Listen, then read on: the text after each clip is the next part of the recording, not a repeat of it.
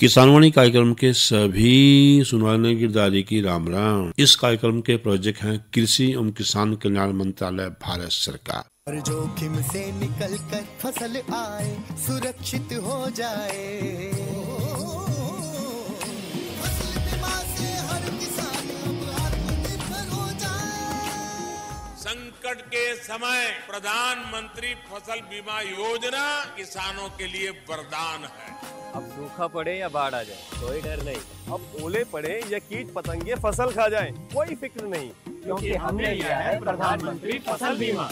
बुआई से फसल कटाई तक हर जोखिम का दावा, न्यूनतम प्रीमियम पर अधिकतम भुगतान का वादा। योजना से हर साल जुड़ रहे हैं 5 करोड़ से ज्यादा किसान। अब आपकी है बारी। नजदीकी कृषि कार्यालय, सहकारी समिति, बैंक शाखा, अधिकृत बीमा कंपनी या जन सेवा केंद्र में स्वेच्छा से करा सकते हैं पंजीकरण। फसल बीमा पोर्टल या फसल बीमा ऐप द्वारा भी कराया जा सकता है पंजीकरण। प्रधानमंत्री फसल बीमा योजना, आपकी फसलों का संपूर्ण सुरक्षा कवच। कृषि एवं किसान कल्याण मंत्रालय, भारत सरकार।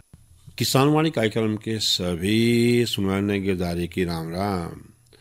साथियों, कार्यक्रम किसानवाणी दिन मंगलवार और इस दिन हम लाए आपके बीच में फोन इन, और फोन इन में एक ऐसा विषय जो जरूरी है समय, मौसम और परिस्थिति के हिसाब से, ताकि उससे संबंधित आपकी जो भी समस्या है उसका समाधान आप सीधे ही हमारे विशेषज्ञ से हमारे स्टूडियो के माध्यम से कर सकें। क्योंकि हमारा उद्देश्य है कि जो हमारा किसान साथी है, पशुपालक साथी है, वो एक सही तरीके से, वैज्ञानिक तरीके से जो है खेती कर सके और पशुपालन कर सके, ताकि वो कम लागत पे अधिक उत्पादन ले सके और उसकी जो आर्थिक स्थिति है मजबूत हो सके।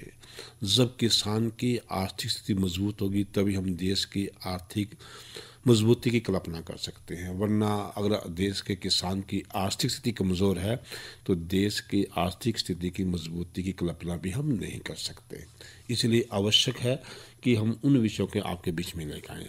आज फोन इन का जो ये विषय है उसमें कड़ी में विषय रहेगा पशुओं में मुख्य रोग व उनका उपचार। बातचीत में हिस्सा ले रहे हैं डॉक्टर विशाल खोकर, जो वेटरनरी सर्जन हैं राजकीय पशु चिकित्सालय थानेसर के अंदर। साथियों तक एक प्रार्थना रहेगी कि जो साथी कुरुक्षेत्र से बाहर के हैं या मोबाइल से फ़ोन करेंगे वो STD कोड जरूर लगाएं।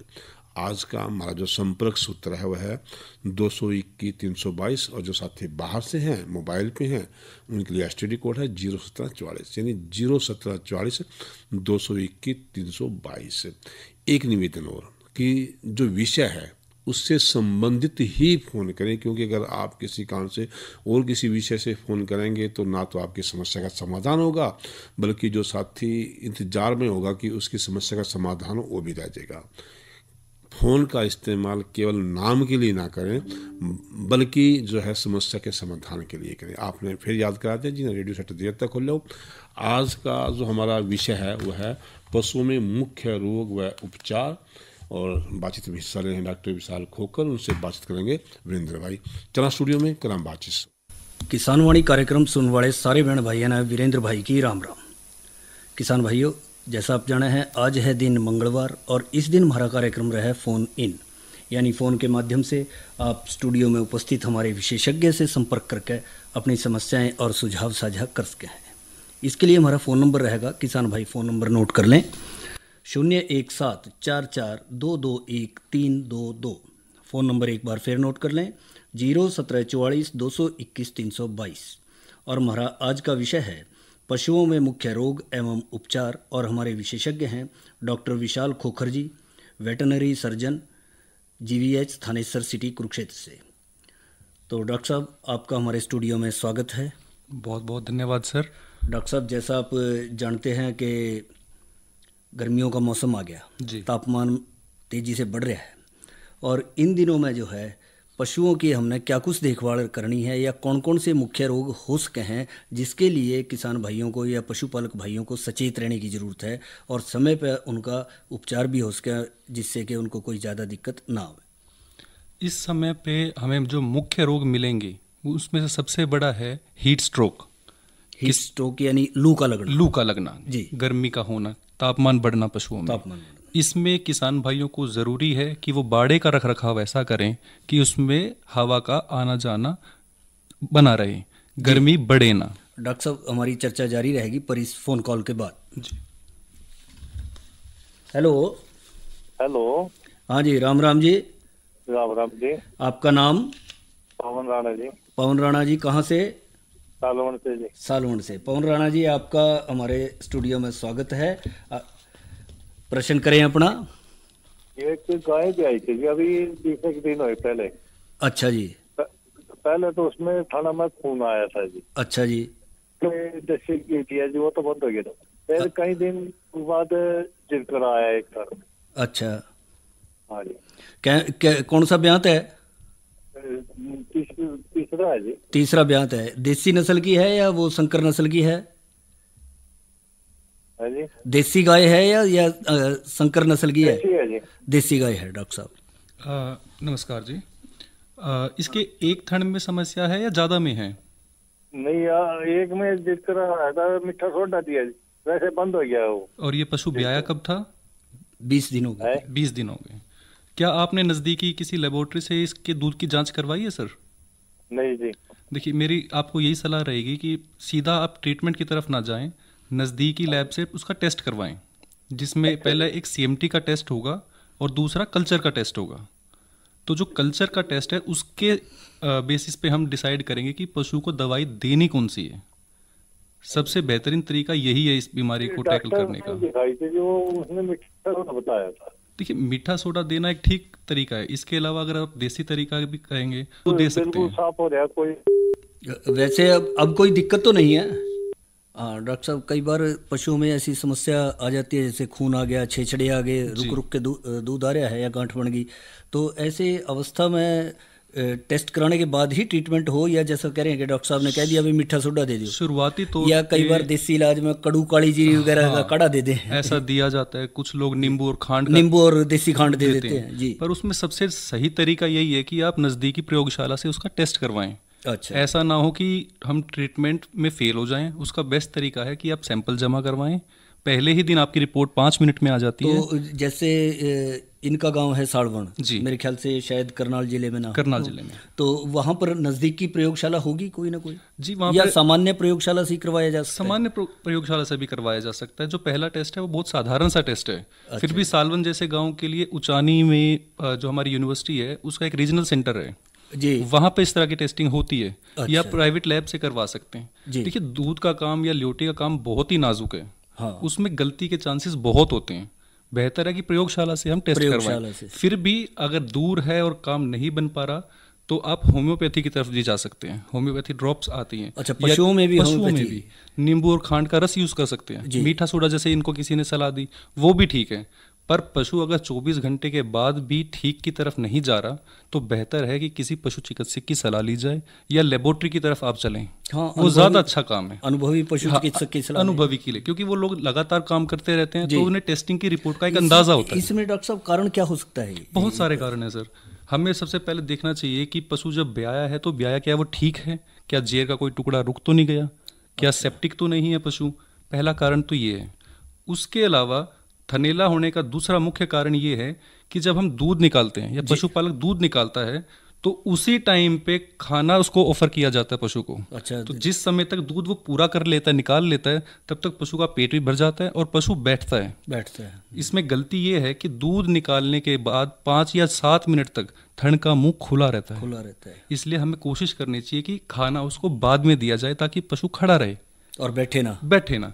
या अगर बचाव के तौर पर चलना है तो हम जो लाल दवाई आती है उसका एक सोल्यूशन बना सकते कि हल्का नीले रंग का सोल्यूशन दिखे। दूध निकालने से पहले थनों को उसमें डबोया जाए और दूध निकालने के बाद भी थनों को उसको डबोया जाए और 5 से 7 मिनट तक पशु को खड़ा रखा जाए। यही सबसे अच्छा तरीका है, जिससे नीचे से इन्फेक्शन वगैरह ना हो और साफ सफाई का ध्यान रखा जाए। इसमें गलती ये भी होती है, जैसे ये जो अपना इन्होंने सालवन से हमें केस बताया, इस पशु का दूध जैसे छेछड़ा आ रहा है तो पशुपालक क्या करता है, उस गंदे दूध को वहीं फर्श पे गिरा देता है।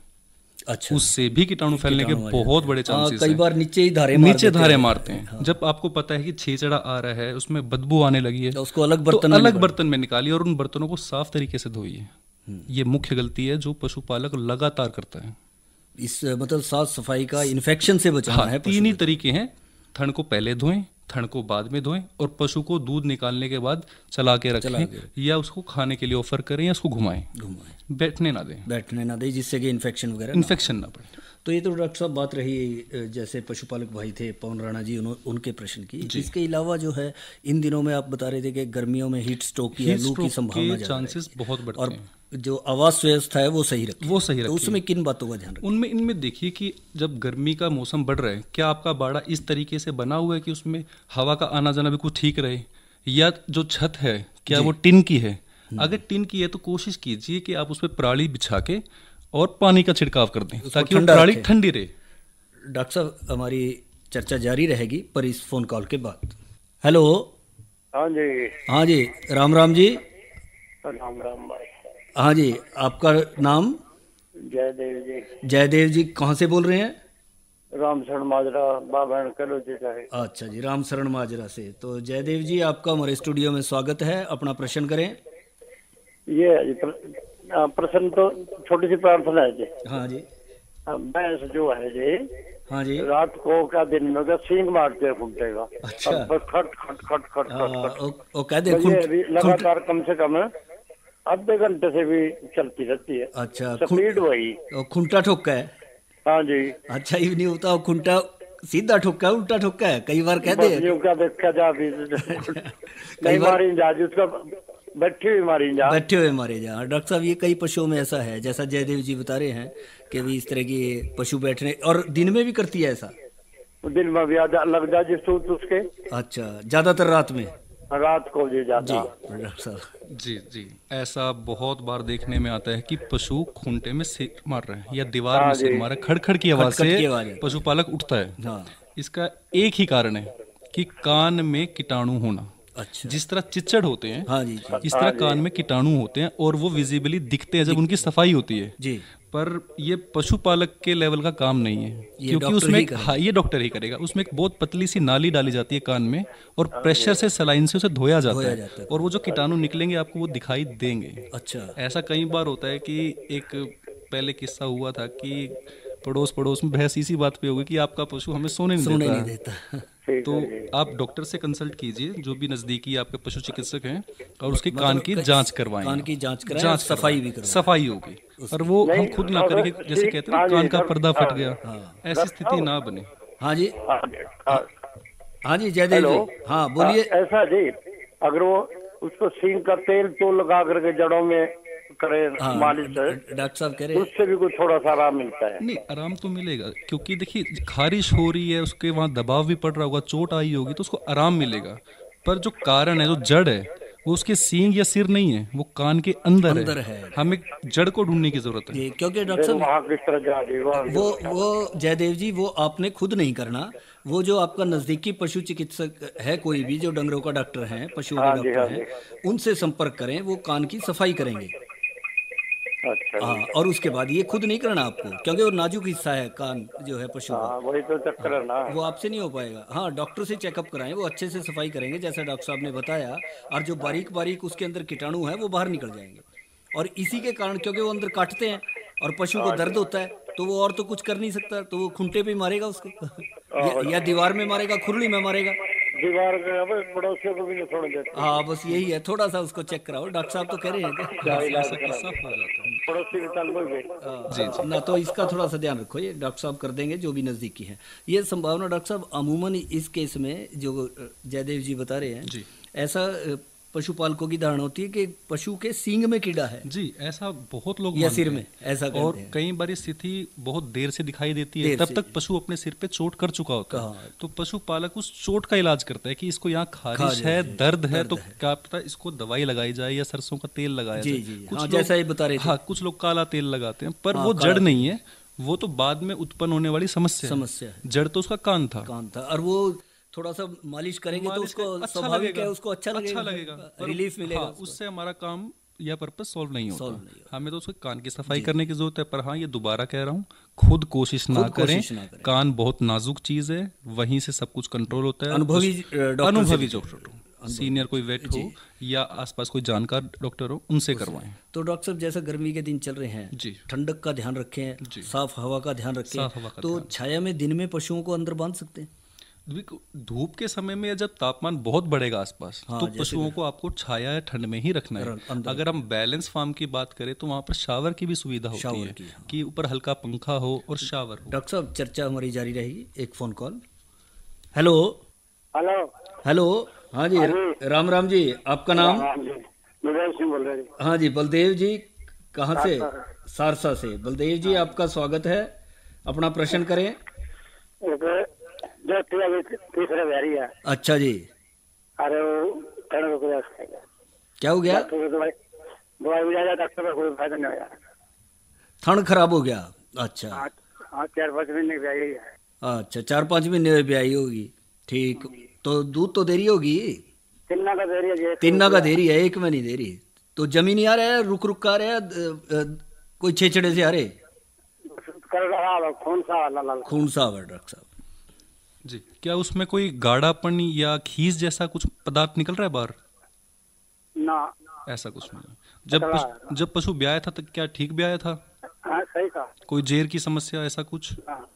तो ये कितने दिन से है समस्या? अब ये 3 महीने हो गए। 3 महीने से? तो आपने कोई इलाज नहीं कराया? डॉक्टर दवाई ले 2 फ्री ले ली। अच्छा, तो 3 महीने से आराम नहीं आया। आराम नहीं आया? कोई टेस्ट आपने करवाया अभी तक? हाँ टेस्ट कर दवाई दे रही। नहीं, दवाई तो दी थी, डॉक्टर साहब पूछ रहे हैं कोई टेस्ट करवाया? ना कोई। कैल्शियम की दवाई दी थी, ऑस्टो कैल्शियम वगैरह दिया होगा डॉक्टर साहब? हाँ जी जी। देखिए, ओस्टोवेट या इस तरह के मल्टीविटामिन से इस तरह की बीमारी ठीक नहीं होती। थनैला एक इन्फेक्शन वाली बीमारी है, उसमें आप डॉक्टर से सलाह लीजिए क्या उन्होंने इन्फेक्शन का इलाज किया है, पहली बात तो ये। दूसरा, ये वही केस दोबारा आ गया हाँ, कि जैसे अगर पहले 3 महीने हो चुके हैं तो लगभग हर तरह की संभावनाओं से आप निकल चुके होंगे। तो आपके लिए भी बेहतर मैं वही कहूंगा कि प्रयोगशाला से आप जांच करवाएं दूध की। जैसे वो सालवन से पवन राणा जी पूछ रहे थे। क्योंकि दूध, मैं बार बार ये कहता हूँ, दूध का मामला ऐसा है, अगर 24 घंटे में आपको लोकली अपने वेट से आराम नहीं मिल रहा तो जरूर प्रयोगशाला में जाए। प्रयोगशाला में। और इनका तो लंबा समय हो गया, इनका तो 3 महीने हो चुके हैं। तो 3 महीने में लगभग हर तरह की कोशिश इन्होंने की होगी, डॉक्टर ने भी की होगी। तो आपके यहाँ समाधान तो किसी अच्छी लेबोरेटरी में ही हो सकता है। हाँ, तो बलदेव जी, आप इस भैंस का दूध जो है, इस थन का दूध अलग से निकालें और उसको जो भी नज़दीक की आपकी प्रयोगशाला है वहाँ से जो है इसको चेक कराएं, और उसके बाद जो डॉक्टर जो रिपोर्ट आएगी उसके आधार पे वो इसका इलाज करेंगे। तो डॉक्टर साहब, इसके साथ साथ जैसा कह रहे हैं कि मैं इन्हीं की बात को थोड़ा सा आगे मैं खींचना चाहूँगा। जैसे जो दूध वाले केस हैं, इसके अलावा एक केस और ऐसा होता है जिसमें लगातार पशुओं में टेम्परेचर बना रहता है और वो इन्हीं समय में मिलता है हमें। हाँ, हम उसे हीट स्ट्रोक भी मान लेते हैं कई बार, पर कंफ्यूजिंग होता है। तो उसमें भी अगर ट्रीटमेंट कर रहे हैं और बुखार नहीं टूट रहा तो भी प्रयोगशाला में ही जाना समझदारी है, क्योंकि इस समय पे चिचड़ी बुखार का होना बहुत ही आम है। क्योंकि इन दिनों देखा गया बारीक बारीक चिचड़ी मिलती है, वो जो है इनका ब्याज सा पड़ जाता है। बिल्कुल। और खासकर जो संकर नस्ल की गायें उनमें बहुत देखने में आएगा। और उसमें होता क्या कि जब तक आप लैब तक पहुंचते हैं तब तक पशु को इतना खतरा हो चुका होता है कि दवाई की संभावना बनती ही नहीं है। और चिचड़ी बुखार में आमतौर पे पशुपालक को पता होता है कि चिचड़ी बुखार क्या है, किस तरह एक अंदाजा रहता है, पर उनके सामने एक ही चिचड़ी बुखार है जिसमें पेशाब में खून आता है, वो उसे ही मानते हैं। लेकिन चिचड़ी बुखार 3 तरह के होते हैं। हमारी भाषा में अगर हम कहें, थिलेरिया है, बबेशिया है, एनाप्लाज्मा है। सिर्फ बबेशिया ऐसा है जिसमें खून आ जाता है, लेकिन उसके अलावा दोनों और चिचड़ी बुखार है तो उनका भी टेस्ट ही हो सकता है, क्योंकि 3 दिन या 4 दिन निकलने के बाद तो खून इतना कम हो जाता है पशुओं में कि इलाज की संभावना ही नहीं बचती। तो बेहतर है कि 2 दिन में बुखार नहीं उतर रहा, या दूध वाले केसों में दूध खराब है। इसमें चिचड़ियों की रोकथाम के लिए भी कोई इंजेक्शन वगैरह? जी, इसके रोकथाम के लिए इंजेक्शन भी आता है और नहलाने की दवाइयाँ भी आती है। आइवरमेक्टिन का इंजेक्शन आते हैं, वो पशुपालक की जानकारी होती है, वो लगवाते हैं। ये कितने दिन के बाद? हाफ लाइफ के हिसाब से चले तो 21 दिन से पहले तो आप रिपीट ना करें। और बच्चों में 2-2.5 महीने तक तो ना ही लगाएं। उनके लिए आप ऊपर लगाने की साबुन आती है, परमेथ्रिन की साबुन आती है, साइपरमेथ्रिन है, ये ऐसे सॉल्ट्स हैं जो लगभग हर दुकान पे आपको मिल ही जाएगा, अलग अलग कंपनीज बनाती ही हैं जी। तो उनका प्रयोग करें। या अगर आपका बाड़ा साफ है, कई बार शिकायत होती है कि हम तो चिच्चड़ का स्प्रे भी कर रहे हैं, दवाई भी लगा रहे हैं, चिच्चड़ खत्म नहीं हो रहे हैं। तो उसमें कमी क्या होती है, हम स्प्रे कर देते हैं ऊपर फर्श में, दरारें जो हैं दीवारों वो रह जाती है, उनके अंदर वो है। हाँ, या फिर पशु के ऊपर आता ही है बाहर से। तो एक आराम छोटा तरीका ये है कि बाड़े के चारों तरफ 3 इंच 4 इंच की एक नाली बनवा लें, और उसमें पानी छोड़ दे, सिर्फ पानी छोड़ दे, चिच्चड़ नहीं क्रॉस कर पाता। हाँ, वो उसमें रह तो जाए। अगर आपका बाड़ा साफ है, आपका पशु साफ है, बाहर से अंदर ना आए, उसके लिए आप एक नाली खुदवाएं, 4 इंच चौड़ी और 1.5-2 इंच, तो उसमें पानी भर के छोड़ दे, उससे भी फायदा मिलता है। उससे फायदा पशुओं को मिलेगा, बहुत फायदा मिलेगा आपको। तो इसके साथ साथ डॉक्टर साहब, जैसा इन दिनों है गर्मियों में, तो आने वाले संभावित समय में देखा जाए तो क्या इन दिनों में कोई टीका विशेष जो है ऐसा लगता है पशुओं में, जिसको टीकाकरण के रूप में लें हम? टीकाकरण के रूप में जो हमारा विभाग काम करता है, मुख्यतः 2 बीमारियों पे तो बहुत ज़्यादा दबाव दिया जाता है, वो है मुंह खुर और गलघोटू। अच्छा। क्योंकि इन गलघोटू में तो लगभग मौत के चांसेस बहुत ज़्यादा होते हैं, बहुत ही ज़्यादा, और बहुत तेज़ी से फैल जाती है। फैलती मुखुर भी है, पर उसमें मौत की संभावना नहीं होती, नुकसान बहुत होता है पशुओं का। तो हम जब डिपार्टमेंट की तरफ से जाते हैं पशुपालक के घर पे, या हमारी टीम जाती है, हमारी कोशिश रहती है हम पूरे गांव को कवर करें, एक भी पशु छूटे ना, क्योंकि छूत की बीमारी है, ये लगभग समझ, हाँ, क्योंकि मुंह खुर तो ऐसा है, मुंह लार से जाती है और कई कई किलोमीटर तक फैल सकती है जी। तो हमारी भी कोशिश यही है, और हम सभी पशुपालकों से निवेदन बार बार करते हैं। ऐसे इन्फेक्टेड जो पशु हैं, क्या उनको दूसरे पशुओं से अलग रखें या वहीं पे? सर, इस बीमारी में तो रोकथाम ही सबसे बड़ा इलाज है, क्योंकि कई बार भी दूर कर लीजिए, पशु ने चारा नहीं खाया, उठा के दूसरे के आगे डाल दिया। मुंह खुर का तो सर ऐसा है, कई कई किलोमीटर तक फैल सकती है। अच्छा, मतलब आपका कहने का अभिप्राय एकमात्र तरीका गाँव का गाँव चपेट में आएगा जब भी आएगा। इसलिए हम हमेशा कोशिश करते हैं कि एक भी पशु ना रह जाए। हम जागरूकता के लिए कार्यक्रम भी चलाते रहते हैं, अवेयरनेस कैंप भी लगाते रहते हैं। डिपार्टमेंट बहुत सतर्क रहता है कि ऐसी कोई बीमारी ना आए, और पशुपालकों से लगातार हम कांटेक्ट में रहते हैं। डोर स्टेप सर्विस है ये जी। अच्छा। वैक्सीन घर घर की जाती है। हमारा अनुरोध भी उनसे ये रहता है कि प्लीज करवाएं, और हर आपस में भी एक दूसरे को जानकारी दें कि ये करवाना कितना जरूरी है, बहुत जरूरी है। अगर एक पशु भी छूटता है तो देखिए वो कितना भारी पड़ सकता है गाँव के ऊपर। अच्छा डॉक्टर साहब, जो आजकल के दिन है, जैसे गर्मियों के दिन आ रहे हैं, तो इसमें पशुओं का आहार व्यवस्था क्या रखी जाए? आहार व्यवस्था थोड़ा सा हमें फर्क करना होता है। जो हम खाना या चारा तैयार करते हैं, मुख्यतः 3 भाग हैं उसके जी। हरा चारा, सूखा चारा और ग्रेन्स का, दानों का, जैसे चाट भी कह देते हैं। तो उसमें जो चाट तैयार किया जाता है, मान लीजिए आप 100 किलो तैयार कर रहे हैं, तो उसमें अनाज की जो मात्रा रहेगी वो 35% के करीब रहती है। अच्छा। उस अनाज में आप गेहूं ले सकते हैं, मक्का ले सकते हैं। गर्मियों में हम लेते हैं जौ, और सर्दियों में जौ की जगह कर देते हैं बाजरा। ये 3 है। कभी कभी पशुपालक कोई एक भी दाना ले लेता है। बेहतर ये होता है, साइंटिफिक ये है कि 3 अलग दानों का मिश्रण बना के उसे 35% किया जाए। अच्छा।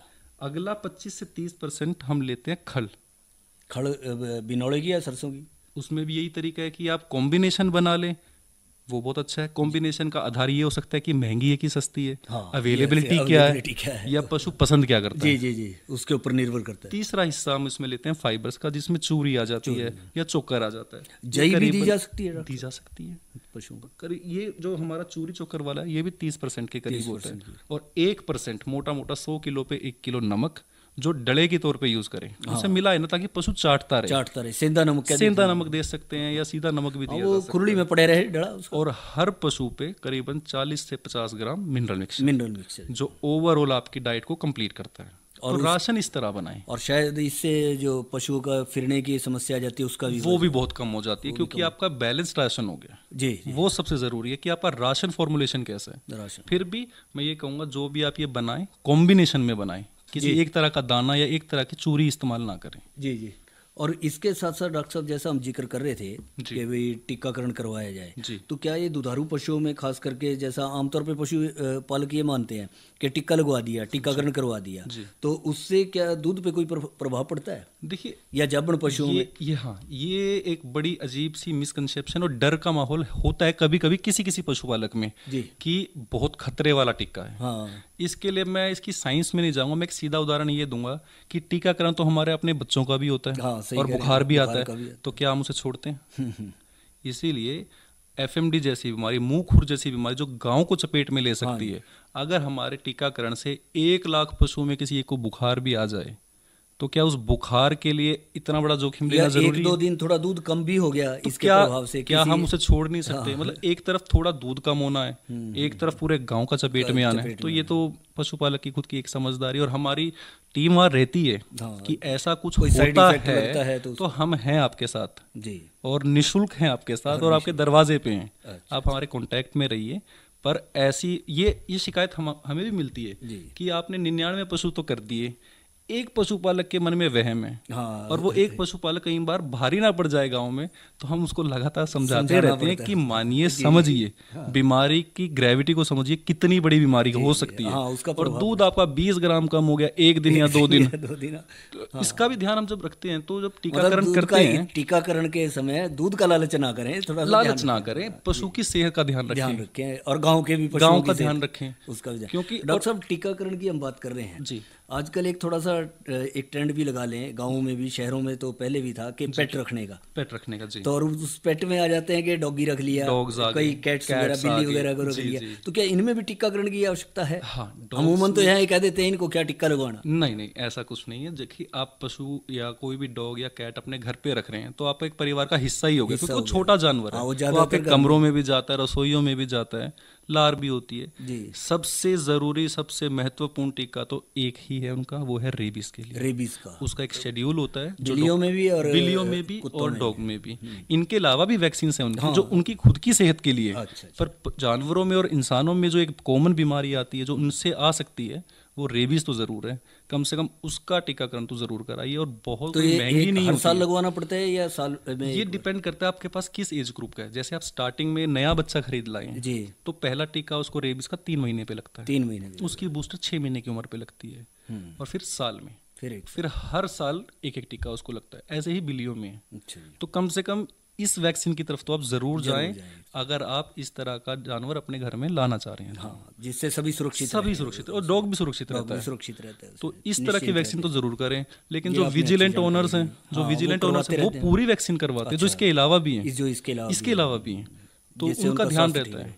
इसके अलावा डॉक्टर साहब, जैसा गर्मी है जी, तो नॉर्मली जो पानी पिलाया जाता है पशुओं को जी, तो सुबह पिला दिया, आजकल काम की ज़्यादा जोर है जी, तो दोपहर को कई बार चूक गए या शाम को, क्या 2 में काम चल जाएगा या तीनों टाइम समय पिलाना? पशु को पानी की तो अवेलेबिलिटी खुली होनी चाहिए, 2400 घंटे।